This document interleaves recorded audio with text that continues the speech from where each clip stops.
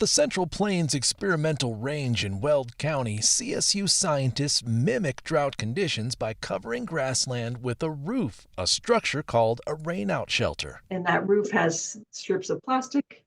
And depending on what that target level of reduction is for your site, you cover the roof that amount, that percentage of plastic. Professor Melinda Smith says they blocked out 66% of the precipitation, creating extreme drought conditions for an entire year. And she wanted it to be a global study, so she had 43 other rainout experiments set up at the same time, including 5 other continents. The results showed a 60% loss of grasses and shrubs in just that 1 year. That's quite concerning because we know that these drought experiments actually underestimate the impacts of natural drought. So it's likely those losses are even larger. She says that could have devastating impacts to ranchers across the world, and it could also be damaging to natural grassland species like birds, pronghorn, and pollinating insects. It also impacts climate because she says grasslands store massive amounts of carbon, keeping less CO2 from the atmosphere. And 40% of the Earth's landmass is covered in grasslands. Like the shortgrass prairie,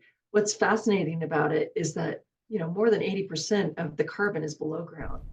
And so, we can get losses above ground, but actually if we get death of the plants, which is what we observed in our site, that leads to, cascading effects below ground of carbon and accelerated loss of carbon from these systems.